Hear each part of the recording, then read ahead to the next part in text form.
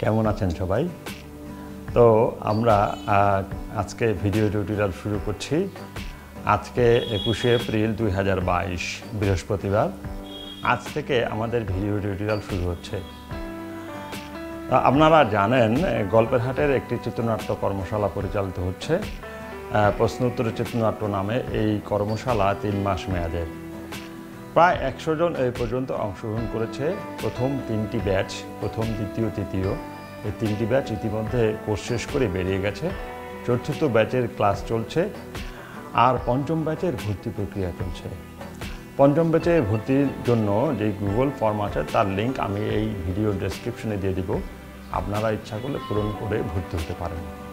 যাই হোক, তো আপনারা যারা এই চ্যানেলটি দেখছেন একেবারেই প্রথমবার, তাদের কাছে অনুরোধ থাকবে এখনই সাবস্ক্রাইব করে আমাদের সঙ্গে যুক্ত হয়ে যান। আর যদি ইতিমধ্যে যুক্ত হয়ে থাকেন তো ধন্যবাদ।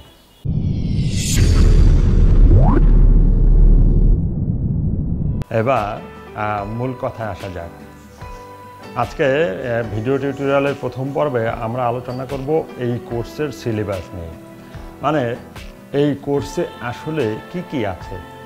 প্রথমেই থাকবে চিত্রনাট্যের পরিচিতি, চিত্রনাট্য কত প্রকার ও কী কী, এবং বাস্তবে চিত্রনাট্য কত রকমের হয় সব কিছু নিয়ে আলোচনা করা হবে। পরের বিষয় সৃজনশীল চিন্তা, পদ্ধতি ও প্রয়োগ, একবারে গোড়া থেকে আলোচনা করা হবে। ধরিয়ে দেওয়া হবে কীভাবে সৃজনশীল চিন্তাগুলো লেখায় প্রয়োগ করা যায়। পরের বিষয় হচ্ছে বিষয়বস্তু নির্বাচন।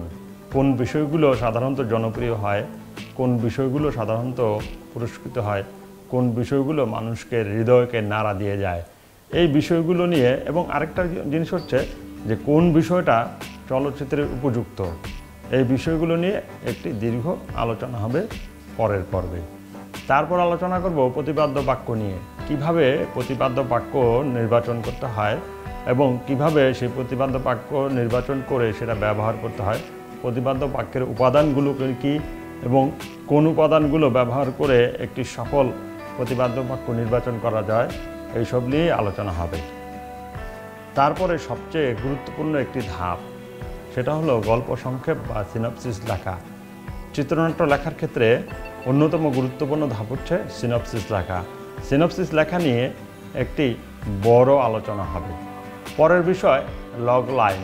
লগ লাইন কী, কেন ব্যবহার করতে হয়, কীভাবে ব্যবহার করতে হয়, কীভাবে লিখতে হয় ইত্যাদি সব কিছু বিষয় নিয়ে আলোচনা করব। বলা হয় চরিত্র ঠিক আছে তো, ছোটোবেলায় পড়েছিলাম, যদি টাকা হারায় তা ফিরে পাবেন, যদি চরিত্র হারায় আর কখনো ফিরে পাবেন না। তো একটা ভালো গল্পের জন্য সেই রকম চরিত্র দরকার। আলোচনা করব চরিত্র নির্মাণ নিয়ে, কিভাবে একটি ভালো চরিত্র একটি গল্পকে দারুণ উচ্চতায় নিয়ে যায় সেটা নিয়ে আলোচনা করব।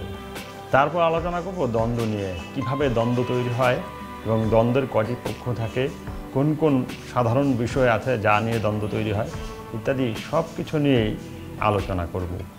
উৎকণ্ঠা বা সাসপেন্স ছাড়া দর্শককে ধরে রাখা যায় না। কিভাবে সাসপেন্স তৈরি করতে হয়, কেন দর্শক সিনেমাটি দেখে এবং প্রতি মুহূর্তে সাসপেন্স বা উৎকণ্ঠা কীভাবে বাড়িয়ে নিতে হয়, এই সব কৌশলগুলি নিয়ে আলোচনা হবে একটি পর্বে। প্লট বা ইলিপসিস নিয়ে আলোচনা হবে পরের পর্বে।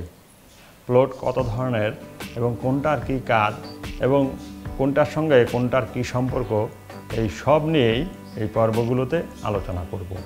গল্প ভালো কিন্তু গল্পের কাঠামো ভালো না, তখনই সিনেমার গল্প মেরে লাগে, তখনই দর্শক বিরক্ত হয়।